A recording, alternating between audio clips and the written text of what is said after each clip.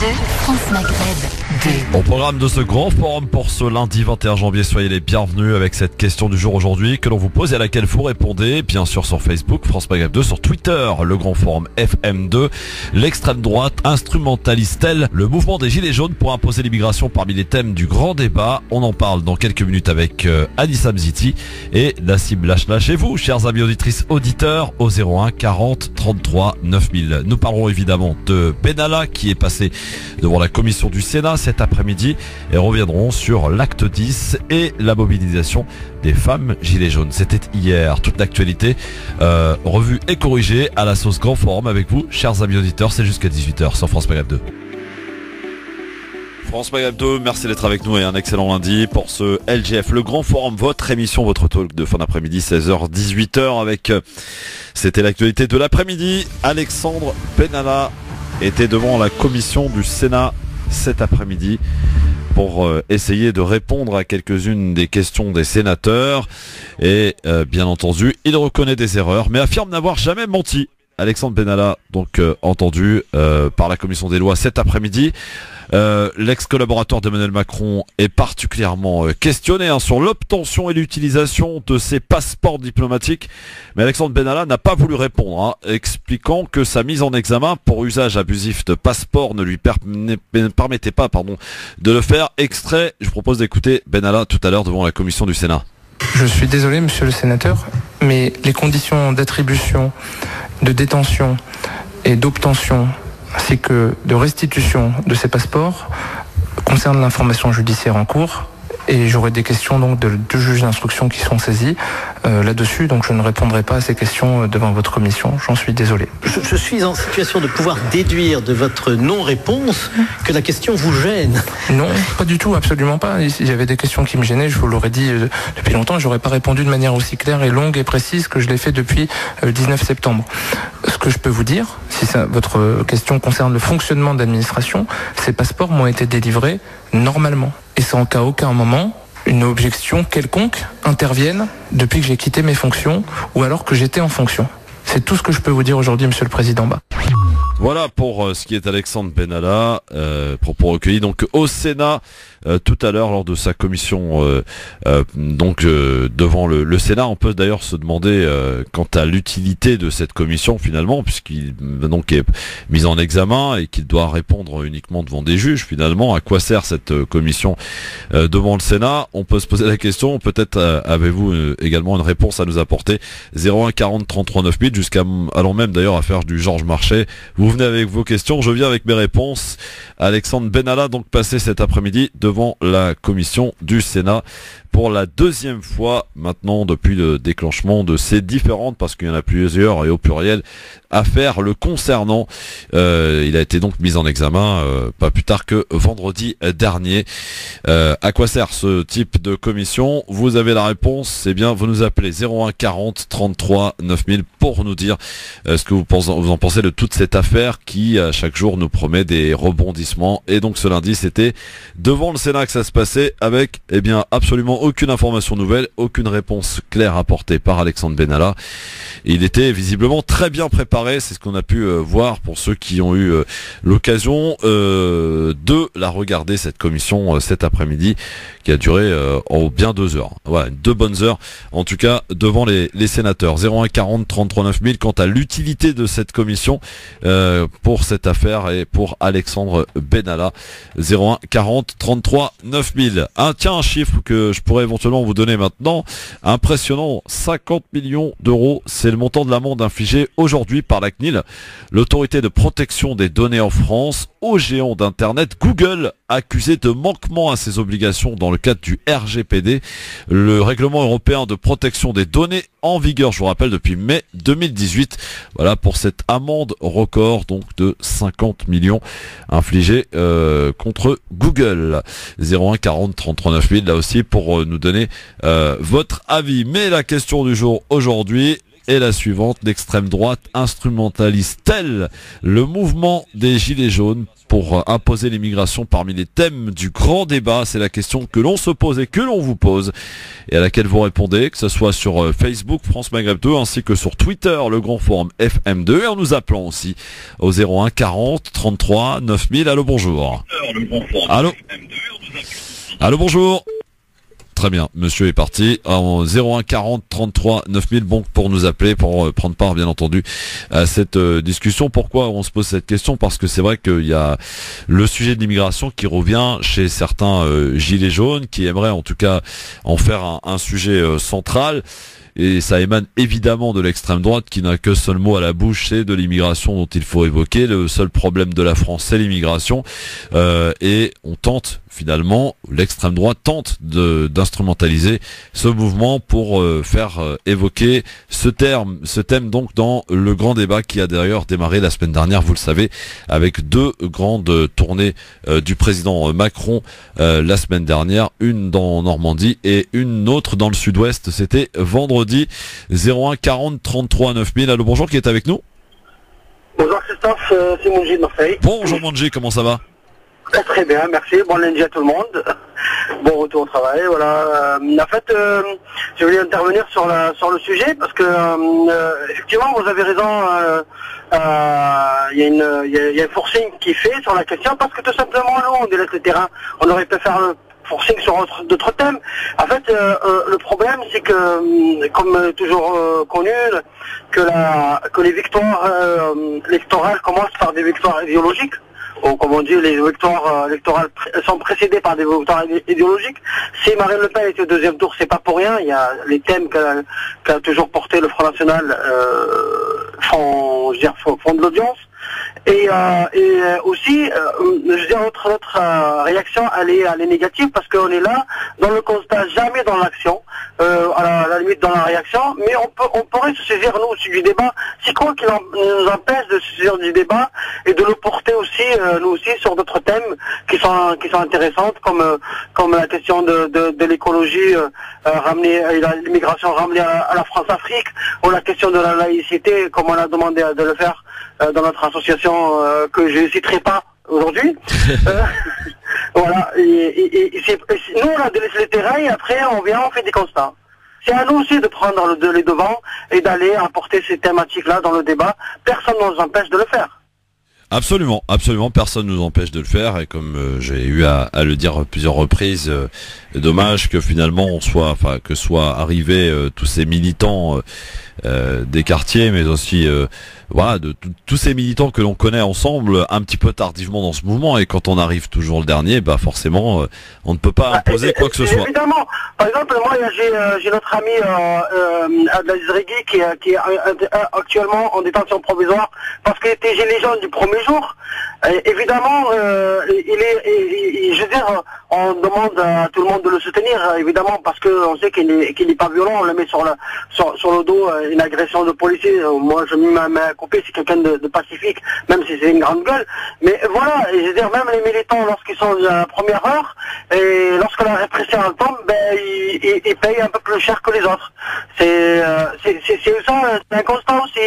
Et parce qu'il n'y a pas de répondant, il n'y a pas de réaction de notre part. On laisse faire les choses, et après on vient se plaindre. Il faut à un moment donné qu'on prend les taureaux par les cornes, et qu'on avance dans le débat, personne ne nous empêche. Je dis bien, personne ne nous empêche.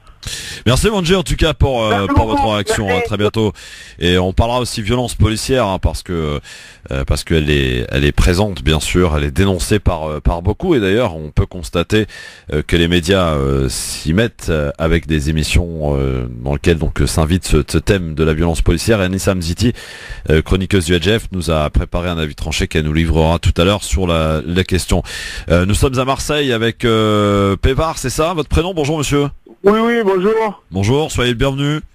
Oui, d'accord, voilà, je voulais juste faire une petite suggestion par rapport à tout ce qui a été dit. En fait, allô? Oui, on vous écoute, écoute. Alors, je disais que c'est vrai qu'il faut pas tout mélanger, il faut pas rentrer dans une cause de politique par rapport à l'immigration. Mais il y a une chose qu'il faut mettre en place, c'est que les Français ne sont pas des gens qui sont méchants. Hein? Donc, c'est vrai que l'immigration, ça nous bouffe la vie. Le gouvernement devrait prendre conscience que de faire une barrage, pour l'instant, d'une façon pour équilibrer par rapport à ce qui est déjà là, en fait, pour essayer de remettre la France en marche. Parce qu'il y en a trop, monsieur, trop d'immigrés. Il y en a trop, il faut voir, il y en a trop. Il ne faut pas dire que le Front National on profite de la situation pour essayer d'obtenir quelques voix supplémentaires, mais je vous dis qu'il y en a vraiment trop. Il y en a vraiment trop. Parce que la France n'a pas suffisamment d'argent et on n'a pas suffisamment de travail pour donner à tous ces gens-là. Il faut faire une barrage et une fois que les choses sont équilibrées, à ce moment-là, on mettra un quota en place. Il faut arrêter un peu. Bon, voilà. Merci pour votre avis. Merci beaucoup. À bientôt, au revoir. 01 40 33 9000 pour parler donc de cette instrumentalisation que tente de faire selon certains observateurs, et on vous pose la question aujourd'hui: l'extrême droite instrumentalise-t-elle le mouvement des Gilets jaunes pour imposer l'immigration comme principal thème du grand débat? Vous nous appelez, vous votez sur Facebook France Maghreb 2, sur Twitter le Grand Forum FM2, et en nous appelant bien sûr au 01 40 33 9000. Et tous les avis nous intéressent, même ceux qui nous font grincer un peu, hein, ceux qui nous font pas forcément plaisir, mais on est là pour entendre et discuter avec tout le monde, parce que si on se renferme avec les gens avec qui on est uniquement d'accord, on va pas aller très loin. Donc il faut savoir évoquer puis entendre tous ceux qui ont des choses à dire. Donc n'hésitez pas à prendre votre téléphone, que vous soyez donner votre avis en tout cas sur le sujet. 01 40 33 9000. Allô, bonjour. Allô. Parler. Oui, bonjour madame. Allô. Oui, bonjour chère madame. Monsieur, je me permets de vous appeler, Yasmina de Marseille. Bonjour Yasmina de Marseille, comment ça va chère Yasmina? Oui, bonjour, bonne année, meilleurs vœux à tous. Pareillement Yasmina, soyez la bienvenue sur France Maghreb 2. On a le dire jusqu'au 31 janvier, donc je me permets. Oui, sur antenne. Tranquillement. Alors je me permets d'intervenir en fait avec tout ce qui a pu se dire et tout ce qui est... Moi je suis maman, voilà, je suis maman, citoyenne vraiment d'un milieu modeste, avec tout ce qui j'aimerais quand même être... réaliste sur tout ce qui se passe, quand on a quand même fait des études et qu'on se rend compte que par l'histoire de l'homme, tous les mouvements qui ont pu se créer, que ce soit des grands leaders comme Martin Luther King pour d'autres combats, etc., il y a toujours eu une mise en place d'un leadership. Je suis à 100%, à 1000%, je suis gilet jaune. Mon souci aujourd'hui, et pourquoi on est mal entendu, alors il y a bien évidemment il y a de la récupération politique, mais ça il faut pas s'étonner, ça touche quand même leur poste, donc il y aura de partout, que ce soit le Front National ou autre, ça sera évident. Mais ce qui nous manque aujourd'hui, et je rêverais qu'il y ait un leadership au niveau national et que ce soit beaucoup plus structuré. Je pense que si un jour on arriverait à faire ça, on sera entendu. Ouais. Aujourd'hui, on est mal entendu justement parce qu'on est assez divisé localement. Mais Yasmina, qu'est-ce que vous demandez clairement aujourd'hui? Parce que le président a en partie répondu, en tout cas le gouvernement, sur le pouvoir d'achat, enfin sur les taxes, en l'occurrence ça, il a répondu, sur l'augmentation du SMIC, sur un certain nombre d'annonces qui ont été faites. On a l'impression aujourd'hui maintenant, c'est alors donc ce référendum qui vient et qui est exigé. Alors certains disent, et d'ailleurs parmi l'invité qui devait répondre à nos questions aujourd'hui, qui est lui totalement opposé au référendum parce qu'il se dit avec ça on peut faire tout et n'importe quoi. Il y en a maintenant qui demandent la démission de Macron, il y en a qui demandent la dissolution de l'Assemblée nationale. Vous êtes dans quelle lignée vous, Yasmina? Vous demandez quoi là aujourd'hui? Alors, je vais être juste, honnêtement, je suis ni de gauche. Il fut un temps, je me reconnaissais un petit peu dans la gauche il y a 20 ans en arrière, je ne m'y reconnais plus aujourd'hui. Entre ce qui est dit et ce qui est fait, il y a vraiment, vous êtes beaucoup, dans ce cas-là. Voilà, il y a un large lac, je dirais, comme on dit ici à Marseille. Mais de droite, je n'y ai pas été. Moi, personnellement, il fut un temps, je m'étais un peu investie. Je le cache pas avec la droite parce que je voulais secouer un petit peu la gauche dans les quartiers populaires qui s'étaient trop installés. Ouais. Aujourd'hui, Macron est en place. Faut dire, les choses, on le pense tous un petit peu. Le problème, c'est que, comme je vous dis, il n'y a pas le leadership qui vraiment incarne et qui a ces arguments qui imposent. Macron, aujourd'hui, il est en place. Je ne le défends pas, je suis vraiment, alors je vais vous dire, je suis anti-Macron. Et je vais être juste. Aujourd'hui, il est là, bon, on va dire depuis quelques années, là, depuis ce début de son mandat. Il peut pas. Ça fait 18 mois. Il peut pas, voilà. Il peut pas, en claquant des doigts, il ne peut pas, d'un coup, tout faire le travail qui n'a pas été fait par les autres. Parce qu'aujourd'hui, c'est quand même les conséquences de différents gouvernements. Il y a eu la gauche, il y a eu la droite qui était installée avant. Et qui s'alimente aujourd'hui, qui est le mieux vu, c'est le Front National, parce qu'ils n'ont pas été encore en place. C'est juste pour ça qu'ils sont en train de s'alimenter, le Front National. Parce qu'ils n'ont pas encore pris pouvoir. Mais ça sera pareil. Au jour d'aujourd'hui, c'est le peuple. On a la chance, nous, de s'exprimer. Donc, ça va partir, ce mouvement, il va partir à un moment donné avec tous les syndicats qui, en dehors des intérêts de quelques-uns qui ont toujours des intérêts personnels, qui se mélangent avec nos intérêts généraux. Si on n'est vraiment pas un leader qui puisse nous représenter avec tout écrit, il proposera Macron. Bien sûr qu'il proposera. Mais entre la balance du monde, faut dire ce qu'il y a, la barrière entre les grands chefs d'entreprise, avec tous les intérêts qu'il doit y avoir derrière, et avec tous les syndicats pour le monde du peuple, c'est ce qu'on va dire, comment vous voulez qu'il fasse? Comment, moi, aujourd'hui, je peux me dire qu'il va trouver une solution pour tout le monde? C'est impossible. Donc on est dans une... que nous, en tant que citoyens, on y mette un peu du nôtre. Parce que je reconnais que le gouvernement, moi, je suis au quotidien. Je demande à une maman de pas laisser un exemple, de pas laisser son enfant. Aujourd'hui, c'est dur d'éduquer son enfant. On peut pas tout en vouloir à l'éducation. L'éducation nationale, le professeur est là pour faire son rôle, mais je ne peux pas donner tort au professeur quand mon enfant a tort. Donc, il y a aussi un peu de notre part dans notre façon d'être. Il y a tout qui a changé. Si aujourd'hui j'en veux, moi dans le quotidien, si aujourd'hui j'en veux au peuple, c'est au moment des votes. Au moment des votes, on a un problème de solidarité. J'espère que pour les prochaines élections, on sera vraiment tous solidaires, qu'on ait vraiment un programme commun et que celui qui se pliera à ce programme-là, qu'il soit inconnu par les différents partis ou qu'il ne le soit pas, que vraiment ça se mette en place. Mais de faire plaisir à tout le monde et de rendre heureux tout le monde, ça sera impossible. Par contre, il faudra que tout le monde en mette un peu du sien. Voilà. Ouais, très bien. Merci beaucoup en tout cas. Après la solution, la baguette magique, je pense que c'est un forgeron, c'est un forgeant quoi. Voilà, doucement, on peut y arriver. Mais j'appelle à un leadership. En France, il nous manque un leadership. Parfait, écoutez, si je vous écoute, là j'ai l'impression quand même qu'on est un peu dans un dialogue de sourds, dans une situation de blocage quoi finalement. Avec d'un côté effectivement vous nous dites que le président Macron ne peut pas pas faire grand chose. On sera peut-être le 100 € en plus par mois, mais qui partira de l'autre côté au niveau des impôts, donc c'est toujours pareil. Il n'y a rien qui changera. C'est pas très rassurant pour la suite. Merci beaucoup en tout cas Yasmina. Je vous en prie, Marseille, continuité. Merci passez beaucoup. une excellente après-midi, des bons débuts de soirée. Je vous rappelle pour ceux qui nous rejoignent, une petite info pratique qui pourra vous être bien utile peut-être, que Météo France a placé 24 départements du centre, du nord et de l'Île-de-France en alerte orange à la neige et au verglas, donc à partir de cette nuit, 24 départements dont l'Île-de-France, donc évidemment la plus grande des prudences vous est recommandée bien entendu. On va faire un tour de nouveau du côté du standard avant justement la petite pause. Allô, bonjour. Oui, salam alaikum. Oui, bonjour monsieur, quel est votre prénom? C'est Fatah de Paris. Bonjour Fatah de Paris, comment ça va Fatah? Alhamdulillah, et toi comment tu vas? Ça va très très bien Fatah. Alors on t'écoute Fatah. Alors, moi j'ai appelé dans les débuts du mouvement, il y avait des invités sur le plateau, je me souviens plus qui c'était. Et en fait j'espère qu'ils m'écoutent et je voudrais m'excuser auprès d'eux. Parce qu'au démarrage, j'ai dit non, il n'y a pas de soutien d'extrême droite dans ce mouvement, etc. Et en fait, je me suis rendu compte que c'est tout le contraire.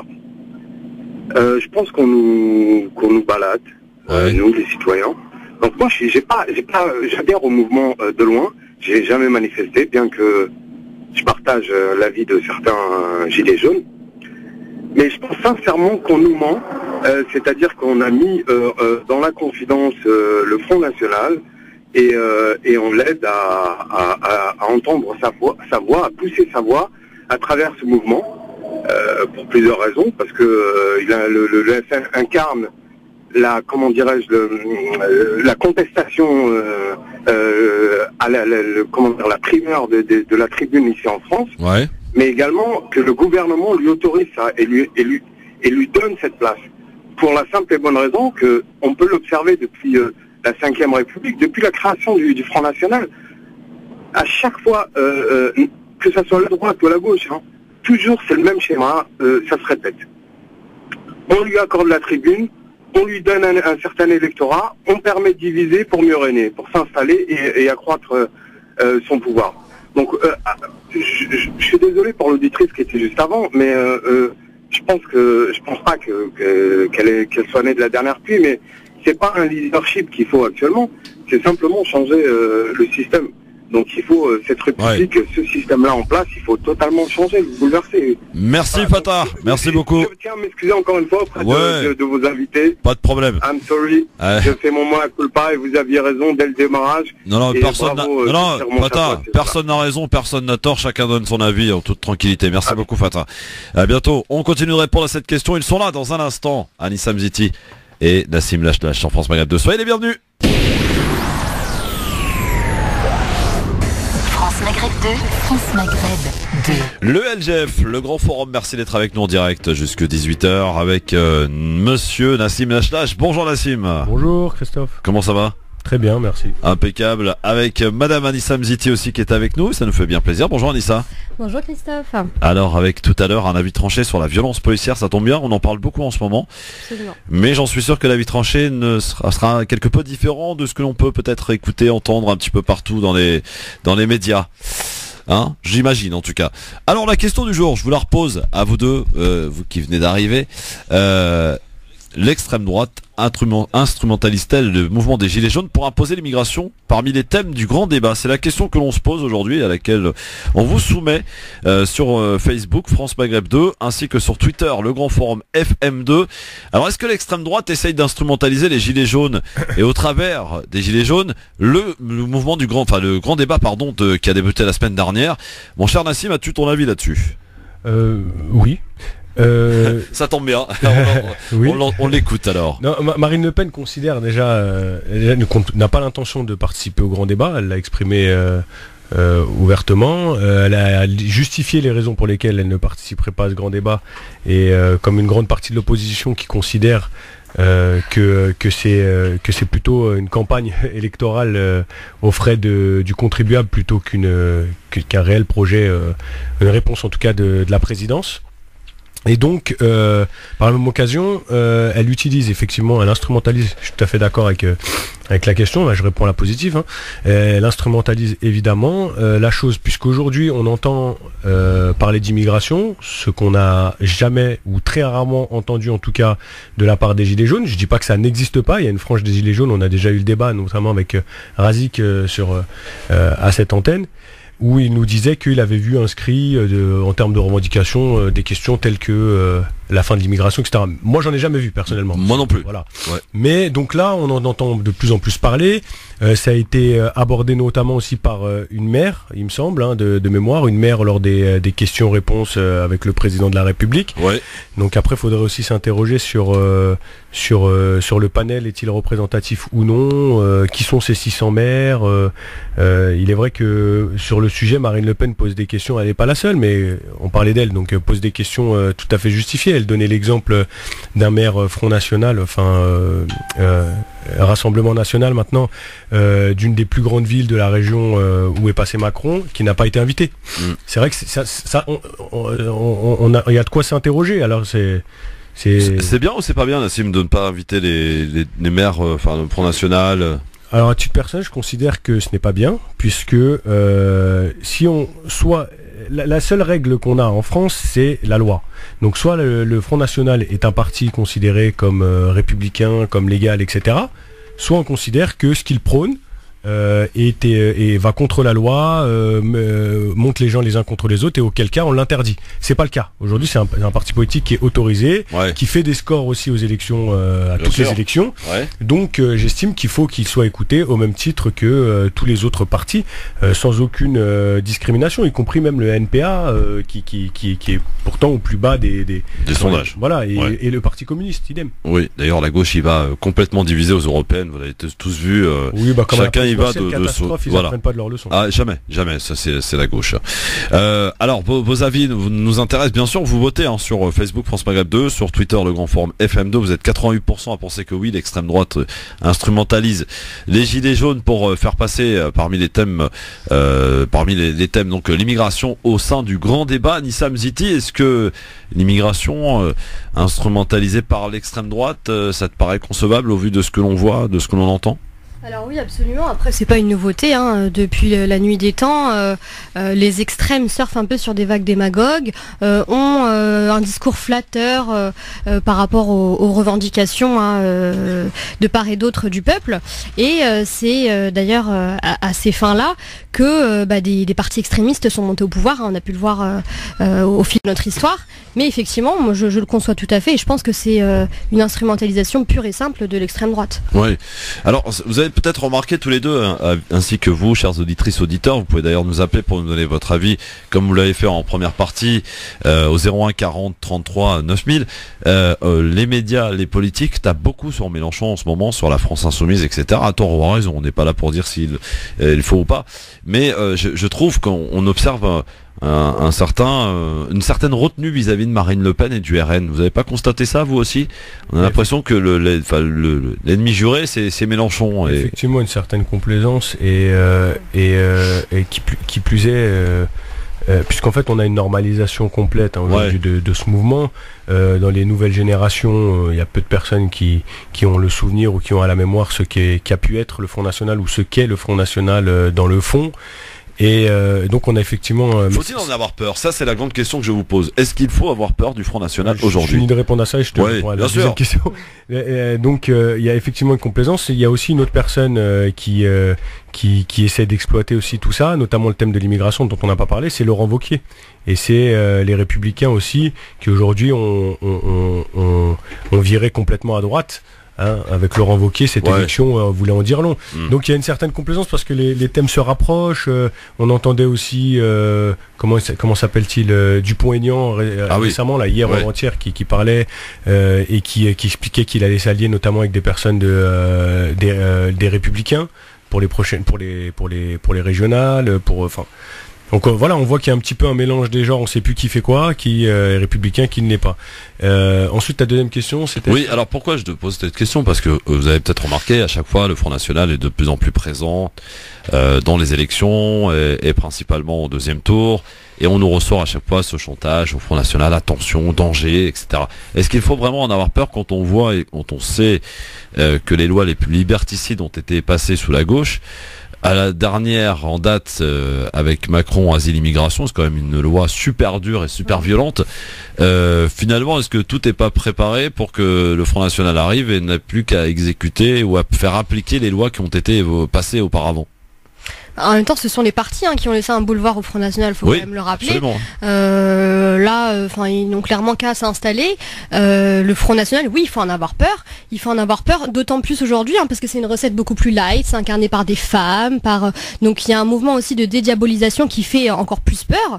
Et effectivement, les premiers responsables sont les partis politiques et les gouvernements qui se sont tout simplement succédés. Pour ma part, j'ai un avis légèrement différent. Je considère pas qu'il faut en avoir peur. Et justement, je suis comme beaucoup de personnes et je suis assez fatigué quand on nous présente le chantage parce que ça me rappelle du chantage à plein d'autres choses, voilà. Et en tout cas, le chantage au Front National, c'est assez lourd parce qu'au final, c'est la responsabilité. Les premiers responsables, ce sont les politiques, comme vient de le dire Anissa. C'est notamment la gauche. Mitterrand en a joué, Hollande en a joué. Ils en ont tous joué. Les socialistes sont les premiers responsables. À titre personnel, c'est sincèrement ce que je pense. Et on les sent faire avec des gens comme Manuel Valls, avec des pseudo-philosophes comme Alain Finkielkraut, comme Bernard-Henri Lévy, etc., qui ont pignon sur rue et qu'on laisse dire tout et n'importe quoi et qui vont carrément sur les terres du Front National quand ils s'expriment.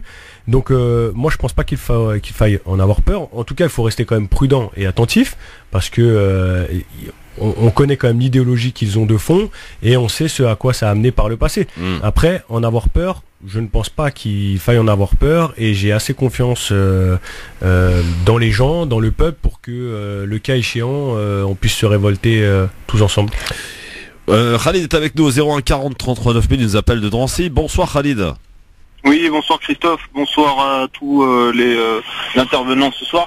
Déjà, je voulais vous remercier de faire ce travail auprès de nous, les auditeurs, etc. Parce que vous êtes considéré quelque part comme un média mainstream, étant donné que vous diffusez sur une onde hertzienne, etc. Et ça se fait de plus en plus rare d'entendre ce genre de discours, etc. Au travers de ce genre de médias. Je tiens à souligner aussi Sud Radio, qui est pour moi, malgré que c'est un gros média, etc., qui invite quelquefois des gens qui sont sulfureux. Je pense notamment à Étienne Fouard, etc., Philippe Pasco. Oui, et donc je tiens d'abord à vous remercier de faire ce travail-là et d'oser en parler, parce que ça devient de plus en plus difficile d'avoir des gens qui parlent soit à la télé, soit sur les ondes radio de manière aussi, je trouve, libérée, ça. Merci Khalid. Alors, vous avez peut-être un avis sur le sujet, sur la question du jour? Oui, effectivement. Moi, personnellement, je pense que il y a deux hypothèses. La première, que j'exclurais, ce serait un scénario type brésilien, type américain, où on montrait Marine Le Pen afin de la faire arriver au pouvoir, pour que par la suite elle puisse appliquer ces mesures, etc., qui sont tout aussi, on va dire, ultra capitalistes, ultra libérales, etc., qui sont tout aussi au profit des riches, et qui sont juste en fait une manière de faire avancer ces théories et ces idées-là via le trait de l'anti-immigration, du communautarisme, de l'islam, etc. Mais sinon, ça revient même.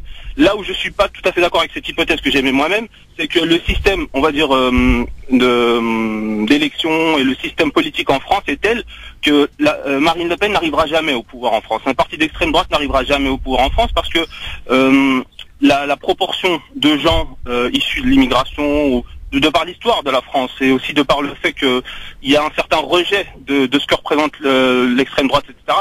Selon moi, et aussi le fait que par rapport au pourcentage, etc., de représentativité au niveau de la majorité, etc., selon moi, je pense qu'ils n'arriveront jamais au pouvoir. Par contre, ils vont servir de sparring partner comme ils ont toujours servi. Et donc, si on met en avant Marine Le Pen, on va faire élire celle qui sera en face avec toujours la même histoire de soit on vote pour Marine Le Pen, soit on vote pour la démocratie, etc. Donc je pense que c'est plutôt vers cette option-là. Pour ce qui est des autres alternatives qu'on a, c'est-à-dire la gauche, qui est toujours tout aussi divisée selon moi, au lieu de se mettre tous ensemble pour essayer de faire vraiment valoir une force politique, etc., je pense que malheureusement, eux aussi jouent en fait un rôle qui est moins important, mais qui est tout aussi présent. Et selon moi, sans vouloir tomber dans le cliché du tous pourri, mais selon moi, malheureusement, le seul qui incarne c'est qui plus ou moins... C'est qui, Khalid? C'est qui? Moi je pense que de toute façon ça sert à rien parce que le système est verrouillé de l'intérieur. Mais le seul qui ose incarner, etc., c'est il y en a deux, c'est Philippot et Asselineau. Parce que ce sont les deux seuls. Ah ouais, carrément. Le Frexit. Parce que ce sont les deux seuls qui touchent au point le plus sensible et le plus important, qui est la sortie de l'Union européenne, parce que sans sortie de l'Union européenne, tout ce qu'on pourra voter nous ici en France ne servira à rien. Après, est-ce que c'est aussi une manière de diviser pour essayer de récupérer le vote, etc. En tout cas, ce que j'admire chez les Gilets jaunes, c'est qu'ils ne tombent pas dans ce piège-là.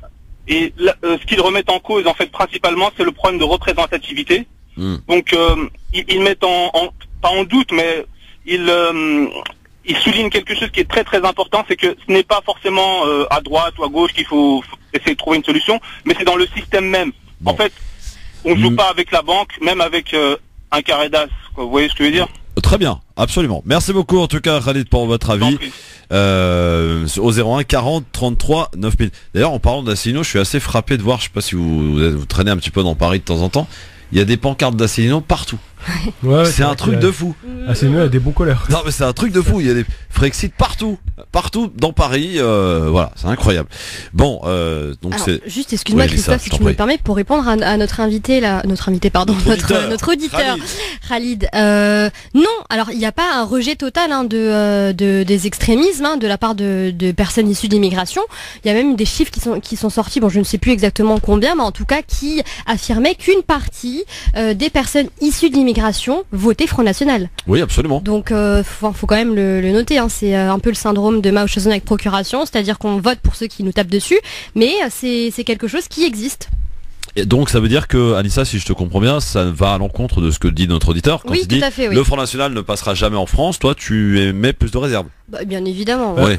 Moi, je suis un peu plus nuancé, mais je pense, En fait, on voit aussi ce qui se passe au niveau européen, au niveau mondial. Donc, il a cité Trump, il a cité Bolsonaro, voilà, au Brésil, qui a supprimé le ministère de la Culture, d'ailleurs, entre parenthèses. Oui, enfin, ça c'est que la première chose qui commence. Hein, tout doux. Ça fait 10 minutes qu'il est là. Il a déjà donné les terres des indigènes, enfin des indigènes, pardon, des natifs en fait, des personnes natives, des Indiens d'Amérique. Il les a déjà donnés aux promoteurs, à tout, etc. Non, mais on voit aussi en Europe, que ce soit en Pologne, que ce soit en Autriche, que ce soit en Hongrie, en Italie, on voit qu'il y a quand même une poussée populiste et de l'extrême droite dans tous ces pays. Donc, moi, je ne vois pas pour quelle raison la France serait épargnée. C'est dans ce sens-là que, c'est-à-dire, je suis d'accord avec le raisonnement plutôt que de Khalid, mais je comprendrais pas pourquoi la France serait épargnée. Maintenant, on pourrait se retrouver d'ailleurs vers une situation à l'italienne si par exemple Macron décidait de dissoudre l'Assemblée. Non, mais il le fera pas, il le sait très bien. Mais des fois, elle prend quand même ses rêves pour des réalités, Marine Le Pen, parce que elle est quand même loin. C'est-à-dire quand elle fait un 30%, 70 ou un 40, c'est loin encore. En termes d'élection, c'est quand même loin. C'est du travail. Il faut encore travailler. Il faut continuer à labourer.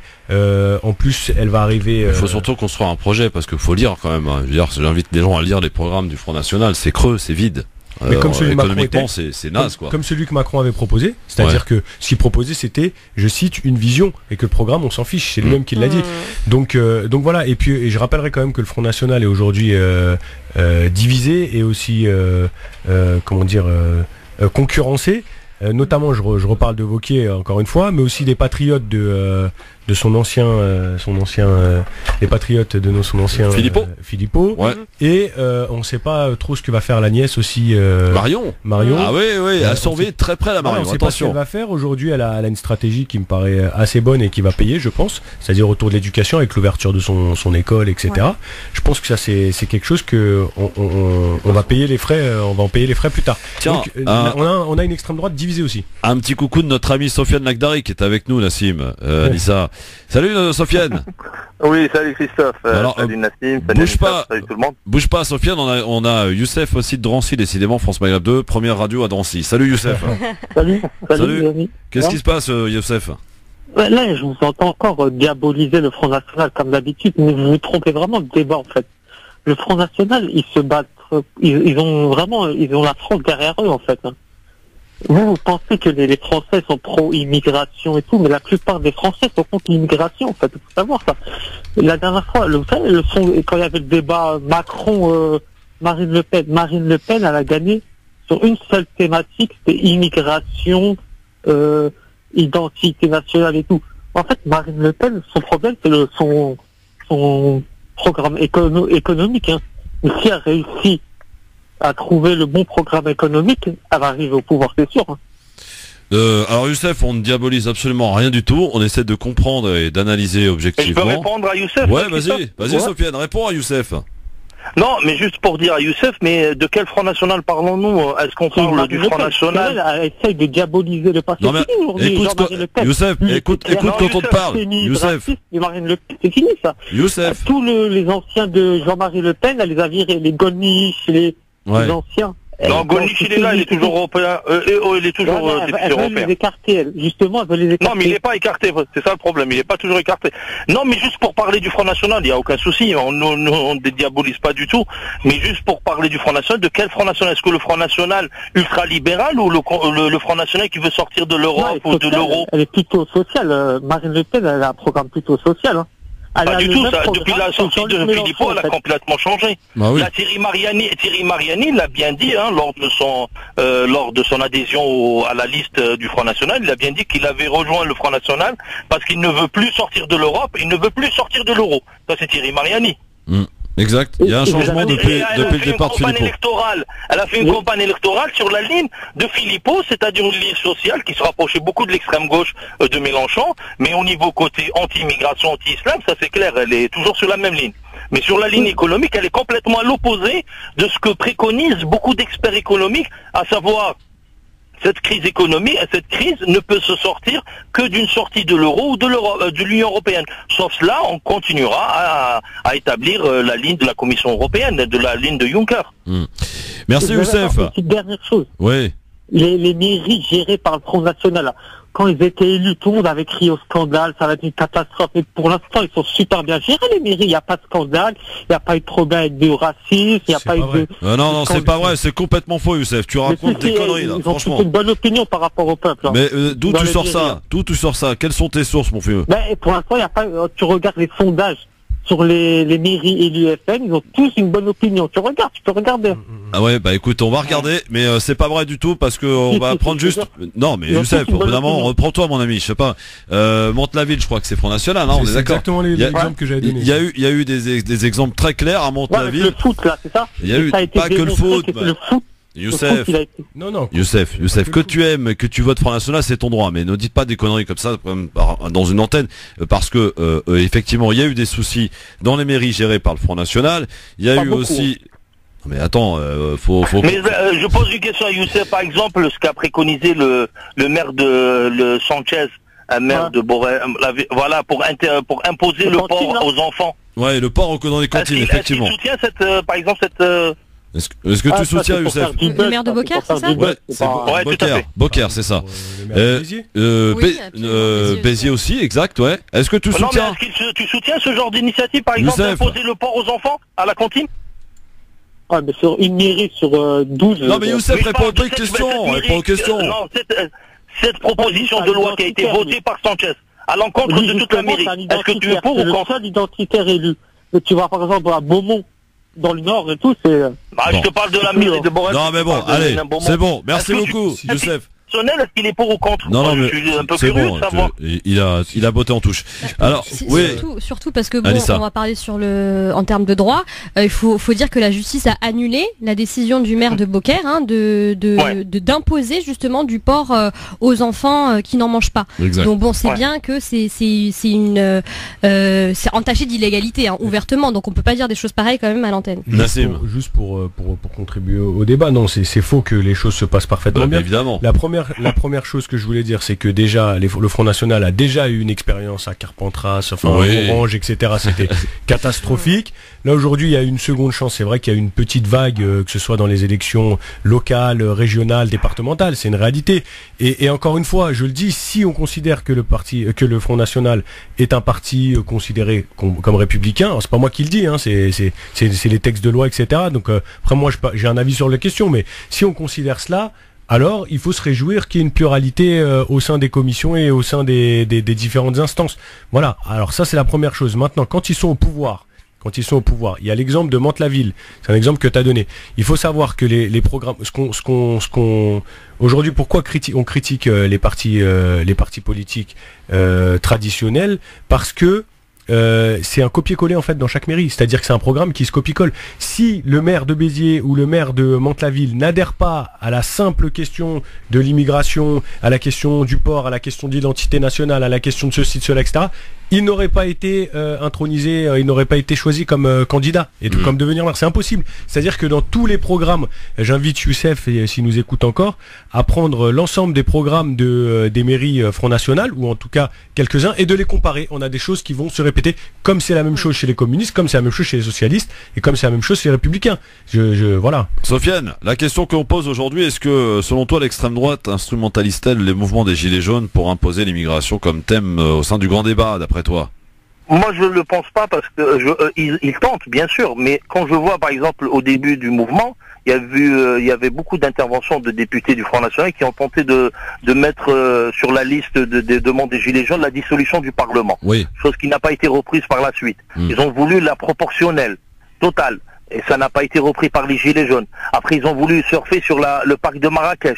Ça n'a pas été repris par les Gilets jaunes. Qu'on me dise quelles demandes exactes du Front National qui ont été repris par les Gilets jaunes. Moi, je vois que ces Gilets jaunes ne parlent que du pouvoir d'achat et que d'une nouvelle réforme constitutionnelle, si c'est possible, du processus démocratique dans ce pays, à savoir la révocation ou le référendum d'initiative citoyenne. Mais le Front National, moi, je vois pas.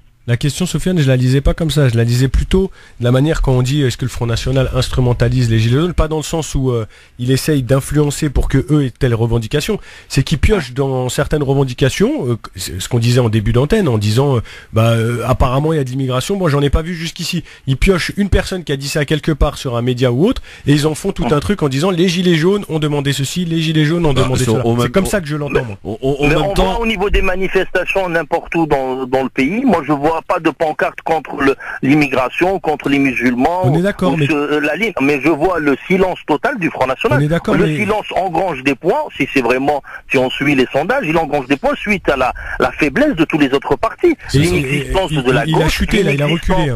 D'ailleurs, le Front National a reculé par rapport à En Marche. A reculé par rapport à ses anciens résultats. Tiens, j'ai une question à vous poser. Il n'a pas encore eu beaucoup d'autres électeurs. Par contre, par exemple, tu me dis Nicolas Dupont-Aignan, il a engrangé des points sur les Républicains. Sofiane, oui. Question que j'ai à vous poser à tous les trois. Est-ce que vous comprenez, est-ce que vous trouvez logique cette remontée d'Emmanuel Macron dans les sondages? Il a quand même pris 4 points là. Il a monté, donc. Moi, quand je vois pardon Nassim, mais quand je vois la gauche qui est inexistante, il épuise la même chose. Il épuise au niveau du Parti socialiste qui est inexistant, et certains de la droite, le centre droit, c'est-à-dire la ligne jupéiste des Républicains. Il essaye d'avoir ces gens-là. On dit en général les gens qui ont profité de la mondialisation ou de de ce néolibéralisme. En vérité, il a à peu près 20 ou 25% de la société française qui a bénéficié de cette mondialisation, et bien sûr il engrange. Et en plus maintenant c'est l'abstention qui va être record à mon sens au niveau des élections européennes. Oui, elles sont réputées comme telles d'ailleurs. L'abstention est toujours record pour les élections européennes. Merci mon Sofiane. Merci à vous. Parce que la pub arrive en tout cas, et c'est vrai qu'on peut se poser la question, mais en trouvant illogique ou logique cette remontée de Macron dans les sondages. Quand on voit que les gilets jaunes ne s'éteignent pas. Alors c'est vrai que les gilets jaunes ne sont pas représentatifs de tous les Français, faut le dire, parce que si on en croit les résultats du ministère de l'Intérieur, ça représente que 0,0 et quelques % de la population, mais cela dit, ils sont là, et on voit que le grand débat intéresse, mais pas peut-être autant que l'exécutif le voudrait. On en reparle de tous ces sujets avec cet acte 10 qui a eu lieu samedi, mais on parlera aussi d'une marche qui a eu lieu hier à propos de l'IVG. Vous avez suivi un petit peu? On en reparle dans un instant. Zapping, et surtout la vie tranchée de Anissa Mziti. On va parler violence policière, mes amis, à tout de suite. France Maghreb 2, France Maghreb 2. Le LGF, le grand forum avec vos appels au 01 40 33 9000. Et oui, dans cette émission, on parle de tous les sujets sans langue de bois avec Nassim Lachache et Anissa Mziti qui nous prépare dans quelques instants un avis tranché sur les violences policières. D'ailleurs, en parlant de violences policières, on en parlera peut-être après l'avis tranché de Anissa, mais un sujet qui est revenu longuement dans les médias. Et je pensais pas le faire un jour, mais je tiens à saluer quand même je sais pas si t'as regardé Nassim et Anissa, Cyril Hanouna vendredi soir, l'émission Balance ton poste. Et j'ai trouvé très intéressant et très habile Hanouna et son équipe d'avoir donné la parole, en tout cas à beaucoup de personnes qui ont été blessées, et à des policiers aussi qui étaient là sur place, et on a créé un espèce de débat. C'était vraiment très intéressant, et des moments qui sont devenus rares malheureusement à la télé, qui nous rappellent, tu sais, la grande époque de Ciel Montmardi avec De Chavannes, qui se terminait souvent d'ailleurs en bagarre, mais voilà, des débats vraiment avec des gens qui se parlent, quoi, parce que beaucoup se parlent par médias interposés. Là, il a le mérite en tout cas de les faire venir en plateau, et je crois qu'il est en train de ringardiser pas mal d'émissions derrière lui. Autant j'aime pas trop l'exercice et le truc de touche pas à mon poste, mais là je le trouve assez bon et assez équilibré dans les débats. Donc quand c'est bien, faut le dire, il faut le saluer. Enfin, moi j'ai trouvé que c'était intéressant. Je sais pas si t'as déjà regardé, Nassim. Si, j'ai déjà regardé notamment celui où il avait fait venir Théo, Ahmad Bentoutsi et Ahmad Bentoutsi, ouais. Et voilà, donc c'est vrai que c'est pas un animateur que j'apprécie particulièrement, voilà, son émission, mais en tout cas cette émission là, c'est vrai qu'il y a une pluralité, il est plus sérieux, et c'est effectivement très intéressant, et c'est une chance de pouvoir donner la parole à un certain nombre de victimes. Exactement. Alors je vous rappelle, messieurs dames, que vous pouvez continuer de nous appeler bien sûr pour répondre à la question que l'on vous pose aujourd'hui, à savoir: l'extrême droite instrumentalise-t-elle le mouvement des gilets jaunes pour imposer l'immigration parmi les thèmes du grand débat? Et bien on en parle avec vous au 01 40 33 9000. Vous répondez à cette question sur Facebook, France Maghreb 2, sur Twitter, le grand forum FM2, et pour l'heure vous êtes toujours 88% à penser que oui sur Facebook, France Maghreb 2, 75% sur Twitter. Vous continuez de voter et vous nous appelez si vous le souhaitez, bien sûr, en direct sur France Maghreb 2. Est-ce qu'on est prêt du côté de chez Anissa? On est prêt. Ah bah super, alors on y va, c'est parti avec le jingle, avis tranché, top, c'est parti.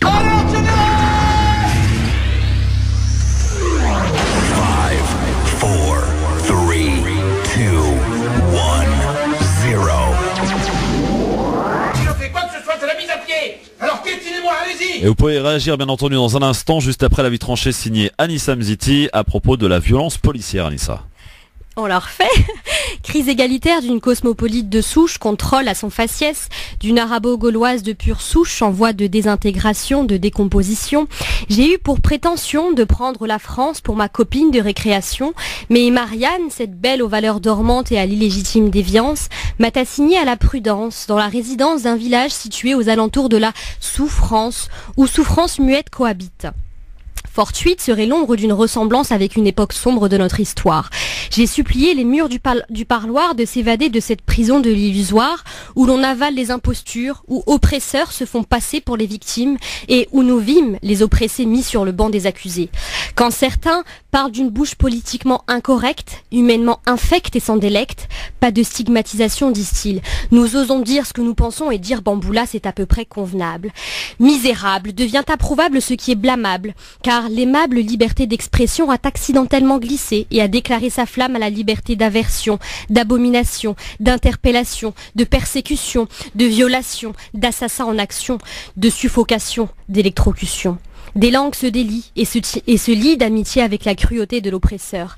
Pressé, la chasse à l'aune de la médiocrité déboula. La vérité s'est faite envoyer bouler, le mensonge lui a fait sa fête et la raison a pris la poudre d'escampette. Laissant une poignée de dealers de terreur, de stupéfiants trafiquants d'injustice et du vice, défaire la loi. Sa traite négrière, sa broie du noir, sa tartine sur le beurre, la division abreuve nos sillons et ainsi font les hauts le cœur au sommet des montagnes rustres. À défaut de savoir slammer, je slalome entre les douleurs de ceux pour qui on a peu d'égard, le grand écart entre nos belles valeurs universelles et les excès de zèle. Je perds l'équilibre en voyant toutes ces âmes libres, ouvre-toi s'évanouir sous les balles meurtrières de calibre ivre, accidentel. L'injustice hisse le drapeau bleu-blanc et bouge de là. J'ai une rage dedans, rage dehors en voyant femmes et hommes à cœurs ouverts verser des larmes de sang. Bavure policière, bavent certains médias, à la plume qui valse au conditionnel et qui classe mécaniquement dans les rubriques faits divers de printemps, d'automne ou d'été, car l'impunité ne prend jamais congé. On est au bord du précipice, dans un lieu escarpé dans lequel les lois ont été usées, raclées, râpées. Et moi, statique, je vous récite mon pamphlet. Flippant, hein. Flippant de se dire qu'on se pavane en zone minée et que selon ta caboche, ta vie s'effiloche, décroche en l'espace d'un instant, présumés coupables, jusqu'à breuve le nectar de l'égalité. Des gardiens de la paix ont revêti l'uniforme des forces du désordre. Certes, ne jetons pas l'opprobre sur l'ensemble des policiers qui des mains coulent de l'eau propre. Cette nation des droits de l'homme, où l'homme droit titube, que veux-tu? Au royaume des ivrognes, les bouffons règnent sans vergogne, et aux grandes dames de ces géants de la désinformation, de la déformation, nous ne sommes pas cons de vos vaines pacotilles. Grandir sur le macadam, et ne pas vivre comme des pions sur un jeu de dames. J'ai croisé cette dame l'injustice, aux formes variantes qui toutes me hantent, et je lui ai dit que, même pour les plus borgnes, c'est la goutte de violence qui fait déborder le vase de l'insouciance, et que les jours passent et nous rassemblent, que les cicatrices sont des brèches qui font entrer la lumière dans un monde plongé dans l'obscurité des inégalités et que sa concurrente la justice est plébiscitée dans le monde entier et qu'elle a de beaux jours devant elle, que nous, femmes et hommes libres, nous battrons jusqu'au dernier souffle pour trinquer à la justice et à la vérité et que l'impunité sera matraquée. Alors oui, la France, je l'aime et je ne la quitte pas. Je ne la quitte pas de tous ces crimes commis, de cette centaine de personnes tuées lors d'interventions policières que certains appellent bavure. Quand le langage meurtrier bave, c'est dur. Alors là, excusez-moi, mais j'en reste sans voix. Là, franchement, c'est du très haut niveau. Merci beaucoup, Anissa Mziti. Je vous invite à réécouter, à regarder, parce que voilà, c'est une véritable artiste, hein, mon cher Nassim. Sur la page Christophe Le Grand Forum, l'avis tranché de Anissa Mziti. En clair, pour faire simple, Quel a été le message très clairement que tu as voulu faire passer au travers de ce message de rime, de slam très très bien écrit à propos des violences policières? C'est que tu dénonces effectivement cette violence policière, mais que de toute façon tu te sens française plus que jamais, que et surtout que tu acceptes la France avec tous ses défauts, quoi. Si j'ai bien compris en tout cas. Absolument, tu as fait un bon résumé, et aussi je questionne sur l'opacité, notamment des chiffres concernant les violences policières. Juste en 2017, on est à 14 morts, des centaines de personnes qui ont été violentées par la police, et je trouve ça juste scandaleux qu'aujourd'hui on n'en parle pas plus que ça. La violence policière, on en parle si vous le voulez aussi avec vous. 01 40 33 9000 pour nous donner votre avis sur le sujet. 01 40 33 9000. Je voulais juste te poser une question, ma chère Anissa. Quand je t'ai lancé dans ton avis tranché, tu m'as sorti ça. On l'a refait. Pourquoi on l'a refait? Parce qu'en fait, le jingle était même pas encore fini. J'ai commencé à... J'étais parti, quoi. Ah, d'accord. D'accord. Alors Nassim, sur l'avis tranché de Anissa. Oh, moi je ne suis que spectateur. Moi j'ai pas très bien compris la blague sur non, je plaisante. Non, c'est vrai qu'il y a beaucoup de jeux de mots. Faut écouter à tête reposée, c'est vrai. Enfin, ouais. C'est pas évident parfois, mais bon, le thème en tout cas, le fond. Je parle du fond, puisqu'après il y a la forme, mais le fond c'est un sujet éminemment d'actualité en plus, qui plus est, avec la question des gilets jaunes, et on en parlait Christophe en off avec d'autres, notamment avec Faiza, sur la question de l'émoi dont peuvent que peuvent avoir certaines personnes aujourd'hui, l'opinion publique, des blessures que peuvent dont les gilets jaunes sont victimes, et en fait malheureusement le constat amer qui est que c'est quelque chose que les quartiers populaires vivent depuis extrêmement longtemps, et que on n'a pas eu un tel émoi, et c'est vrai que c'est assez difficile c'est même pas à digérer, parce qu'on n'est pas dans le pathos. C'est pas une question émotionnelle, c'est une question de se dire en fait, ce que tu veux nous dire, c'est que beaucoup l'ont connu dans les quartiers populaires, cette violence policière, depuis un certain nombre d'années, et que certains d'ailleurs de ceux qui la subissent aujourd'hui applaudissaient éventuellement cette violence policière dans les quartiers. Exactement. Et qu'aujourd'hui la subissent, c'est vrai, c'est clair. Mais est-ce que c'est pour autant aussi l'occasion de peut-être pour ces gens issus des quartiers populaires d'aller voir ces fameux gilets jaunes, vous voyez, ce qu'on vous dit, ce qu'on répète depuis longtemps, voilà ce que vous le vivez aujourd'hui. Oui, mais j'y crois pas. Je crois pas. Pourquoi? Je vais justifier. Parce que y a un précédent. Donc après, je suis un jeune militant par rapport à d'autres, mais je peux parler que de mon expérience. Quand il y a eu la nuit debout, il y a eu aussi de nombreuses violences, et les manifestations contre la loi travail, ça a été aussi chaud quand même, ça a été quelque chose. Et à ce moment-là, il y a eu une volonté, en tout cas de certains collectifs, d'une partie de militants de quartier populaire, de faire cette union. Et malheureusement, ça n'a pas fonctionné, ça n'a pas réussi, parce qu'ils sont, chacun est trop centré sur sa problématique. Et quand moi, ma priorité, c'est de pouvoir me rendre au travail sans me faire contrôler sur la route, lui, sa priorité, c'est de se dire que Uber, c'est un truc capitaliste et que c'est pas bien, etc. Enfin. C'est juste que il faut essayer d'harmoniser tout ça, et d'essayer de trouver des points communs et de discuter. Donc c'est pas pour autant que je ne soutiens pas. Je soutiens bien évidemment absolument l'ensemble des personnes qui ont été victimes de violences policières. La question n'est pas là. Mais c'est juste que ça pose des questions, et je pense que c'est quelque chose qu'on pourrait discuter et débattre, y compris avec des personnes qui sont aujourd'hui victimes et qui hier ne l'étaient pour autant ou toisaient les autres. Et justement, puisqu'on parle de l'acte 10 qui a eu lieu samedi, l'acte 2, je vous explique, hier, un 10e samedi de manifestation, plutôt avant-hier, des Gilets jaunes, 84 000 personnes dans toute la France, selon les autorités. Et hier, 2e mobilisation des femmes Gilets jaunes. Comme dimanche dernier, elles sont plusieurs centaines à être descendues dans la rue, partout dans le pays.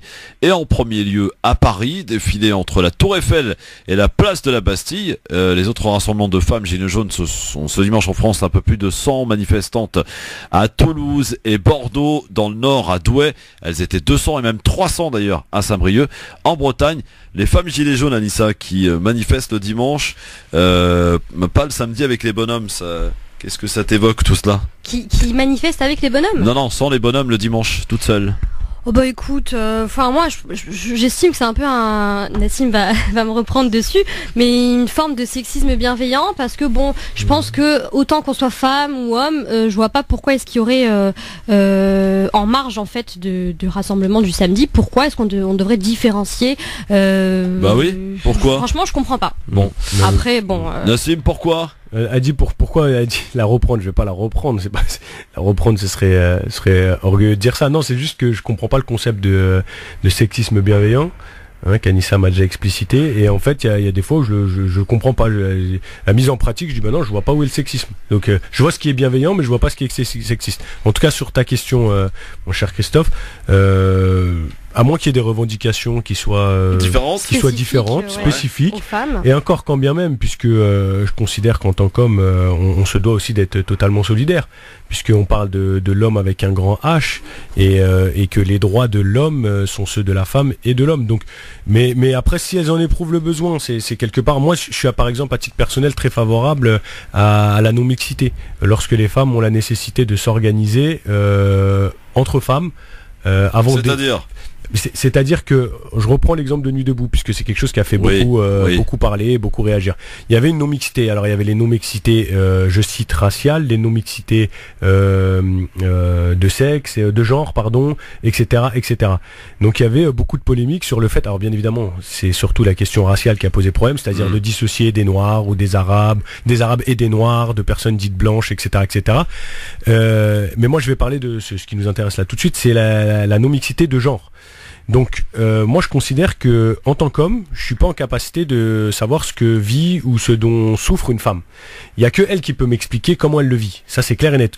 Comme en tant que personne d'origine maghrébine, je suis le seul à pouvoir exprimer à une autre personne, voilà ce qui m'arrive, c'est la merde, je me fais contrôler, etc., etc. Mais ça veut pas dire pour autant que la personne à qui j'exprime cela, elle peut pas être solidaire de mon combat et on va pas pouvoir se battre ensemble. C'est pas ce que je dis.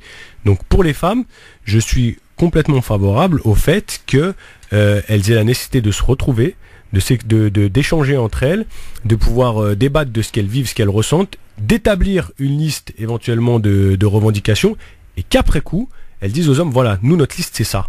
Si vous souhaitez la soutenir, vous la soutenez. Si vous ne souhaitez pas, bah voilà. Tu adhères, Anissa ? Oui, mais là en l'occurrence, il y a une convergence des revendications. Donc pour moi là. Pour les gilets jaunes. Ouais, pour les oui, gilets mais jaunes. c'est pour ça que j'essaie de nuancer en disant que de manière générale, je suis plutôt d'accord.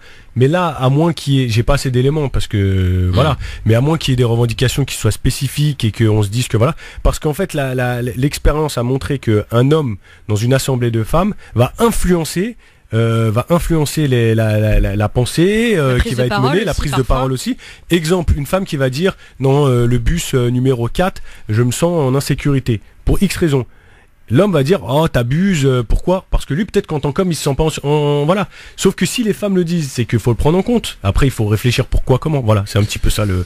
C'est un gros débat. Hein, oui, c'est un gros débat qu'on n'ouvrira pas aujourd'hui, voilà, si vous le permettez. Preuve que même le dimanche, donc la mobilisation des Gilets jaunes ne faiblit pas. En tout cas, la première semaine de débat national ne semble pas avoir changé la donne.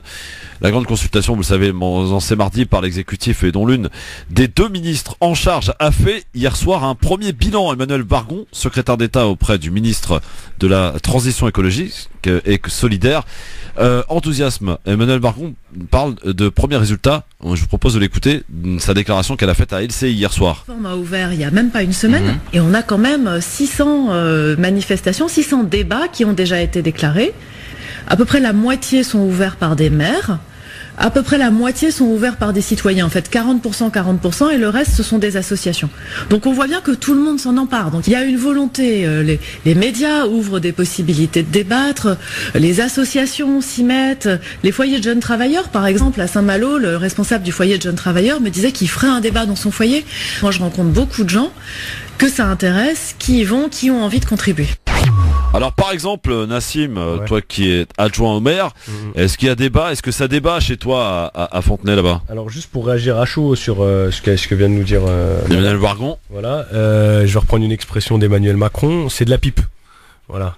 C'est une expression. Là, elle est en train de nous balader. Elle nous dit que il y a 600 débats et elle est très contente, que 300 sont ouverts par des maires. On a en France 34 970 communes. Ouais. Donc on parle aujourd'hui de 300 communes. certainement orienté En Marche, certainement. Donc c'est que dalle, c'est rien, c'est peanuts. Il y a peut-être plus d'élus Front National que de communes qui aujourd'hui participent au débat. Ça c'est la première chose pour réagir à chaud. La deuxième chose, pour répondre à ta question, on a justement ce soir, après l'antenne, on a justement le débat ce soir pour savoir si oui ou non nous souhaitons participer au grand débat. À titre personnel, ma position, et c'est celle que j'exprimerai ce soir auprès de mes collègues, c'est que on ne doit pas participer à une campagne électorale, notamment la campagne électorale d'Emmanuel Macron, puisque je considère à titre personnel qu'il est en campagne pour En Marche et qu'il est en train de faire, et ça fonctionne très bien, c'est très bien pour lui, ça fonctionne puisqu'on remonte. Il est assez bon d'ailleurs dans cet exercice. Hein. Je l'ai trouvé très bon, je l'ai trouvé très à l'aise. Je dois reconnaître qu'il m'a aussi impressionné par la maîtrise des dossiers. Parce que quand on aborde il y a des sujets qui sont pas forcément à l'ordre du jour qui sont abordés, on voit que le président de la République est en capacité de répondre. Maintenant, ça démontre qu'une chose, c'est que c'est un bon technicien et que c'est un mauvais politique. Est-ce que justement, il doit alors organiser des débats, c'est bien, avec les maires, c'est bien, mais est-ce qu'il doit aussi aller parler, c'est ce qui revient aujourd'hui un petit peu dans les médias, est-ce qu'il doit aller parler et peut-être avec certains gilets jaunes, ils n'ont pas de mal à en trouver les médias pour les interviewer. Édouard Philippe qui en a reçu quelques-uns, le ministre également de l'écologie, je crois, en avait reçu quelques-uns au mois de décembre. Est-ce que Macron doit aller parler aux gilets jaunes directement maintenant, Anissa ? Je pense qu'effectivement ça aurait été judicieux d'organiser un grand débat avec les gilets jaunes, hein. Parce que ma foi, déjà le fait de trier sur le volet les maires avec qui il va débattre, en termes de démocratie ça pose quand même question. Si c'est des personnes déjà convaincues ou autres, ça va pas changer la substance de sa politique. Donc pour moi c'est pas très très intéressant comme exercice. Le grand débat, en fait, tous les deux, vous y apportez pas un grand intérêt, quoi. Pour vous, ça va pas changer la donne. Très franchement, oui, je pense pas que ça changera. Le point positif quand même, parce qu'il faut aussi essayer d'être aussi objectif pour les auditeurs et partager ça ensemble, c'est que quand même on remet au centre du débat et des enjeux les municipalités et les communes. Ouais. Et ça, c'est quelque chose de lourd et c'est quelque chose d'important. J'en avais parlé une des toutes premières fois où j'étais venu justement à l'antenne, la question des transferts de compétences de la commune vers la région, de la commune vers le département, la commune vers le territoire, etc. Et la multiplication, alors on appelle ça le millefeuille administratif, il appelle comme il veut, mais en tout cas aujourd'hui on a 7 échelons jusqu'à l'Europe, entre le citoyen et l'Europe, pour aller interpeller quelqu'un au territoire, puisqu'aujourd'hui on n'a plus de communauté d'agglo, etc. C'est des territoires où pour aller interpeller un élu à la métropole, c'est pas possible. C'est un 0,8 payant. Et je rigole pas quand je dis ça. Non, mais c'est vrai, tu as raison. Donc là aujourd'hui, voir les maires, quel que soit son le bord politique, hein, maintenant les impliqués, c'est une bonne chose. Je trouve ça très bien. Bon, en tout cas, on a noté que le grand débat démarre ce soir chez vous. Voilà, c'est ça. Très bien. Alors, autre chose, un sujet très important aussi, une marche pour la vie. C'est sous ce nom que plusieurs milliers d'opposants à l'avortement ont défilé hier à Paris. Sur une banderole de tête, ces mots: la vie n'offre aucune garantie, l'avortement ne laisse aucune chance. Les organisateurs plan que les 216 000 avortements ont été, c'est le chiffre en tout cas de nombre d'avortements qui ont été pratiqués en France en 2017. Selon eux, la France est le seul pays d'Europe où ce nombre ne diminue pas, et au cœur de leurs inquiétudes également, la prochaine révision de la loi bioéthique. Adélaïde Bouchol est la porte-parole de la Marche pour la vie. Voici ce qu'elle disait hier lors de la manif. Mon problème, c'est pas l'orientation sexuelle des parents, je m'en fiche, franchement. La question, c'est comment on traite les enfants. Est-ce qu'on pense qu'il est légitime que des enfants soient fabriqués en laboratoire? Est-ce qu'on pense qu'il est légitime qu'il y ait un marché de la procréation? Est-ce qu'on pense que le médecin en blouse blanche, le mec dans son labo, doit être la troisième personne qui assiste le père et la mère dans l'enfantement? Bah non. Voilà, pour ce qui est en tout cas d'Adélaïde Bouchol, porte-parole de la 13e Marche pour la vie qui s'est déroulée hier à Paris et qui a réuni quand même plusieurs milliers de personnes, visiblement, on croit. Anissa, quel regard tu portes sur cette marche ? Écoute Christophe, pour être honnête, j'ai pas véritablement entendu parler de cette marche. Effectivement, c'est d'actualité. Il y a quelques années aussi, on en avait entendu parler. Le droit à la vie, le droit à la vie, oui.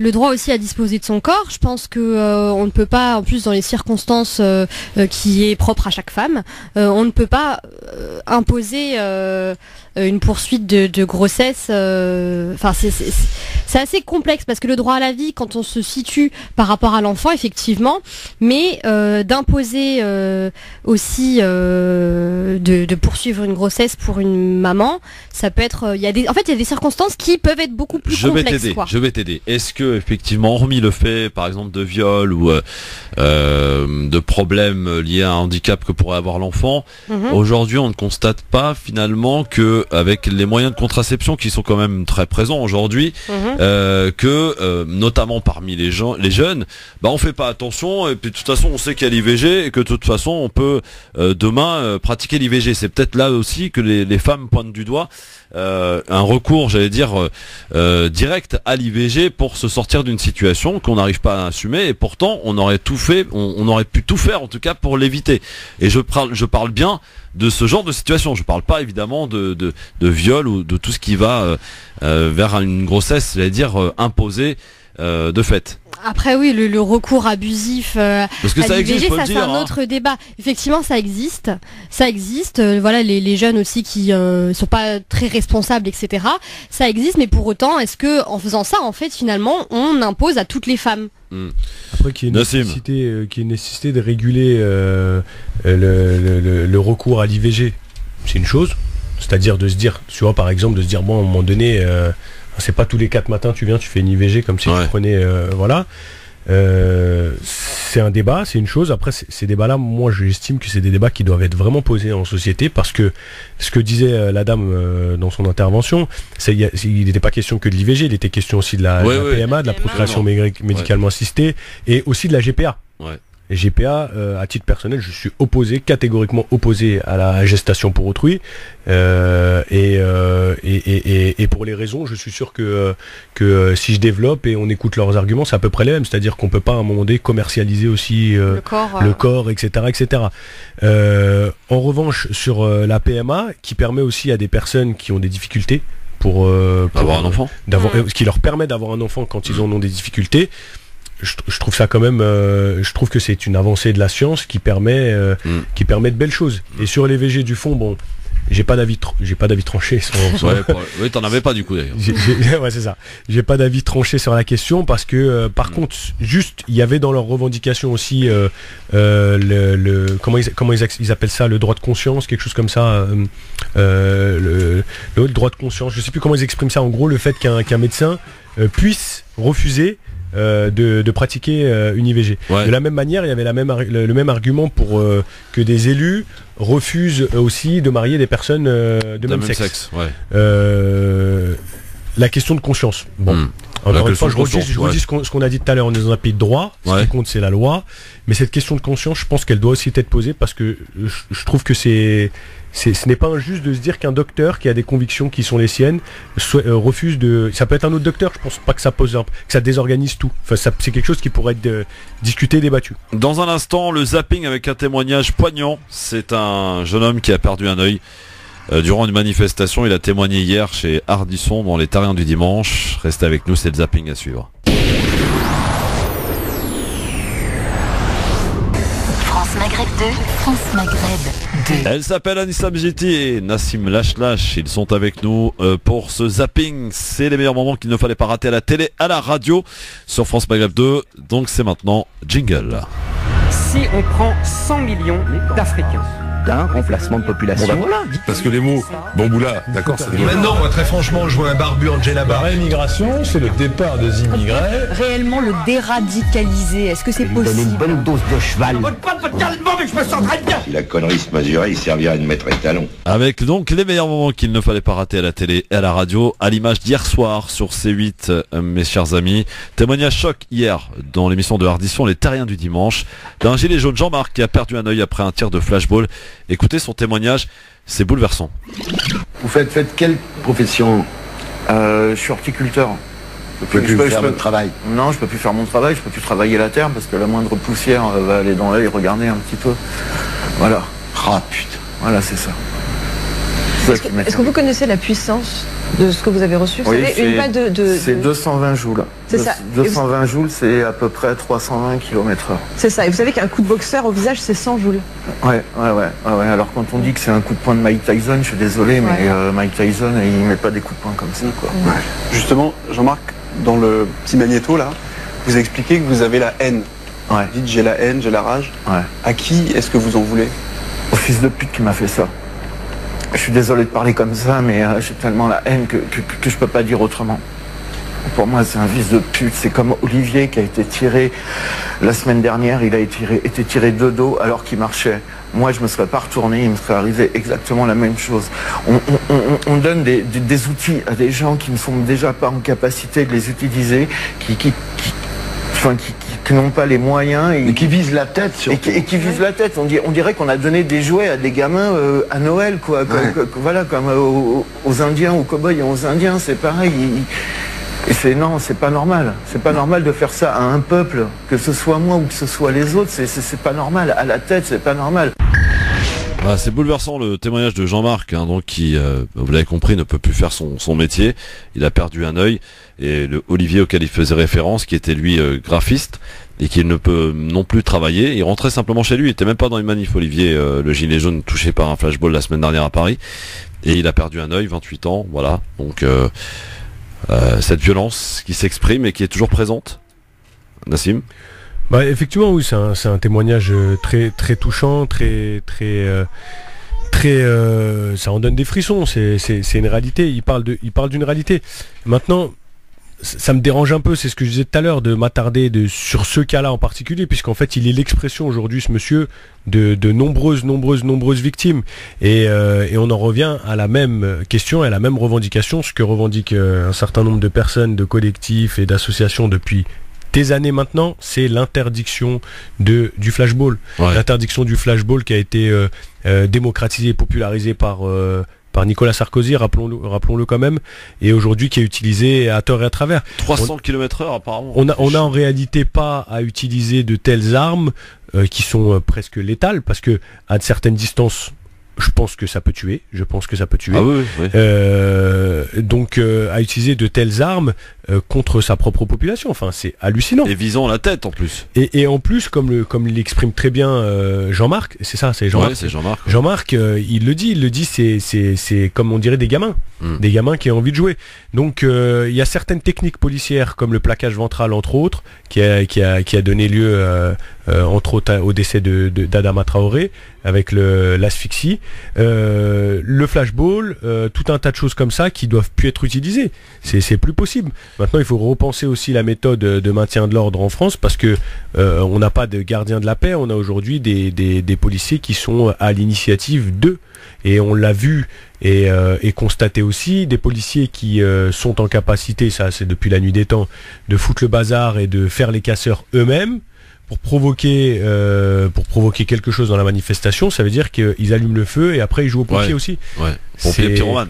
Voilà, cette personne-là, toutes mes pensées vont vers cet homme-là et toutes les victimes qui ont reçu. On a aussi une femme, si vous vous souvenez, Madame Touré de mémoire, je crois, à Pantin, qui a perdu un œil aussi. Ouais. C'est exactement le même type. Anissa, un mot rapide parce qu'on arrive à la fin de cette émission. Oui, on connaît la dangerosité de ces armes qui restent pour autant utilisées et qui font de nombreuses victimes chaque année. Donc effectivement, là, ça va se réinterroger sur la nécessité de ne pas utiliser ces armes comme bon leur semble. Merci à tous les deux. À Anissa Hamziti, Nassim Lachlach. Vous pouvez revoir donc l'avis tranché fort bien écrit avec beaucoup de talent, signé Anissa Hamziti sur Christophe Le Grand Forum sur la page Facebook, puisque l'émission se poursuit bien sûr sur les réseaux sociaux, Le Grand Forum FM2 sur Twitter, Christophe Le Grand Forum sur Facebook et sur Instagram aussi. N'hésitez pas, on se retrouve demain avec un petit trio. Il y aura Anan Zawani, Abdestamitash et Sabrina Ertis demain entre 16h et 18h. Restez avec nous bien sûr. Merci à tous les deux. Merci. À très vite. Bonne soirée. Et restez bien à l'écoute de votre radio France Maghreb 2, puisque dans un instant l'excellent Medjed arrive pour vous divertir et vous faire gagner des cadeaux. Il est pour l'heure 18h. France Maghreb 2. France Maghreb 2. Pour ensoleiller et accompagner vos journées et vos nuits.